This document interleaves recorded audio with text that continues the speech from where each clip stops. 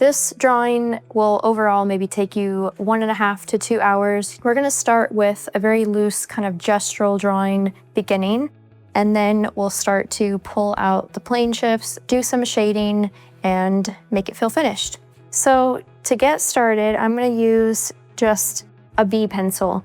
So I'm gonna gradually go darker and darker. So I'll end with a 10 or 12B. We're just gonna really lightly sketch the general shape of the flower. So what I like to do is just imagine the flowers in a box. So you're gonna draw a line for each edge where the flower's gonna be touching. So that's one line this way. Here's the top of those 2 petals, and it's creating a rectangle shape. And then I'm just gonna draw a line across for those bottom petals, and then another point down here for the leaves. So this is how I like to just get started really quickly. And I'm already kind of measuring where things are lining up. So the end of that leaf is slightly higher than the bottom of that leaf. You can find the center axis of the flower. So I'm looking at just the center of the flower is right here, and then that curve with the stem. So every petal that you see can be kind of broken up and simplified into just being a box shape. All these different angles are gonna create different planes and boxes. So this one right here is a perfect example of a plane here.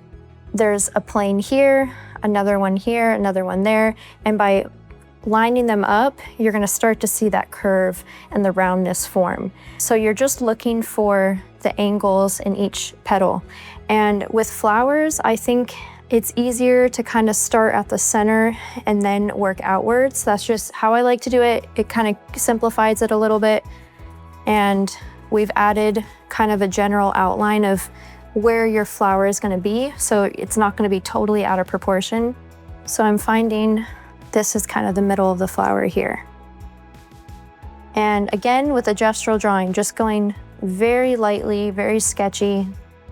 I'm looking at a diagonal line here across the edges of those petals, and then finding that point where the other petals start forming the base of those. And you can hold your pencil to make sure you're getting those angles in the right direction. So you can start to see some of these plane shifts forming.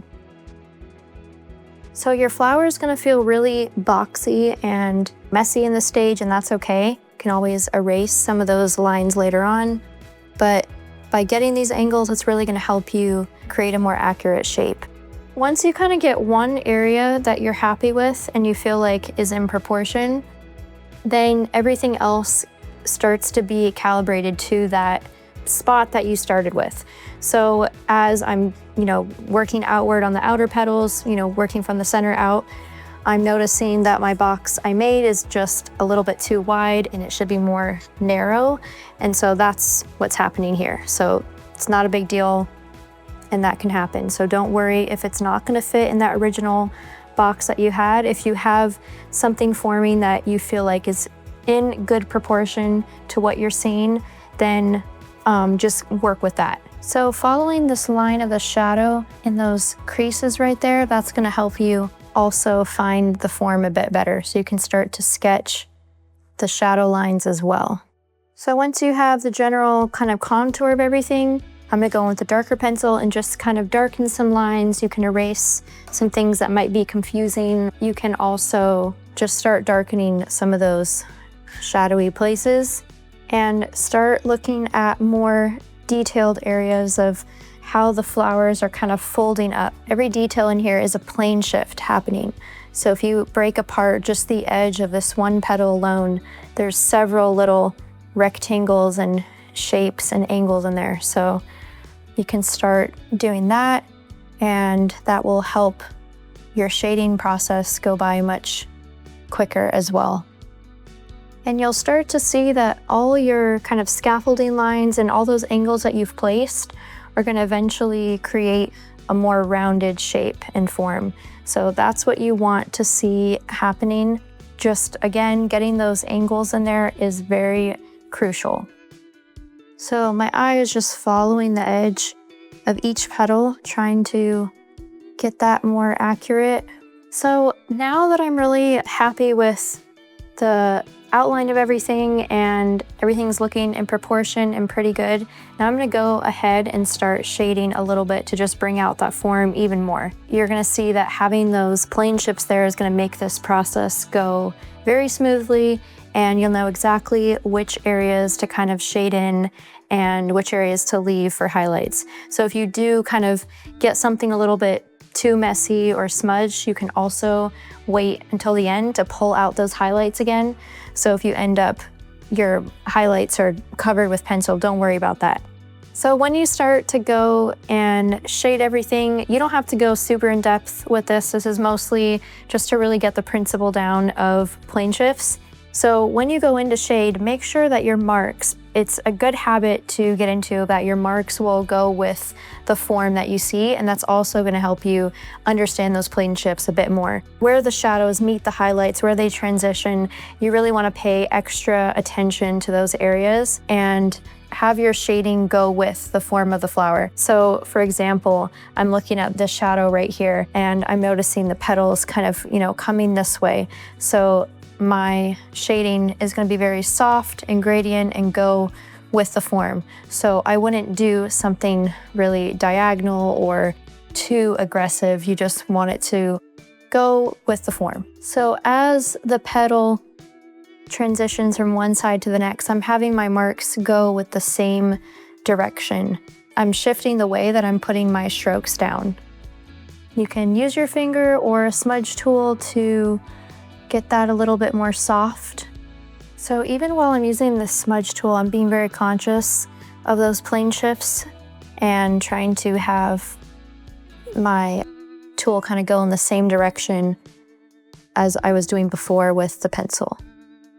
So if your paper's getting really messy like mine, you can just go ahead and erase around those smudges from your hand. So this area here got a little bit flat for me, creating the right form. So I'm going to, with my eraser, go with the form of the flower there and along those plane shifts. While finishing this, really make note of where your darkest darks and highlights are and kind of mapping those out. So definitely the leaves here, a little bit in here of those really dark value 10 shadows. And then by having those here and there, you're gonna have a more finished looking piece. So make sure that you get those dark darks and you have some highlights as well. So if you don't want to go ahead and shade the entire thing, you can kind of choose an area to be more of the focal point and really spend a lot of time in the details and then kind of have it fade a little bit. So that is more of a style choice. If you want to practice kind of blending abstract with realism, you can do that. After getting a nice soft ground, you can go in and make sure that your highlights, what you're pulling, is going with the form again, kind of going with the shape of the petal here and following that form. So for all the little pollen stems, I think it would be easiest to subtract those with this eraser. So kind of making a ground there, like a middle gray, and then pulling out would be easier. And then you can also go back in and darken in between a little bit.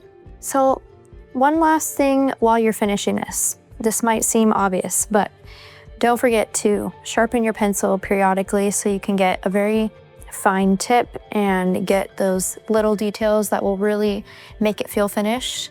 And you just want to combine your drawing with areas of precision, and then you can have some more looser, unfinished parts.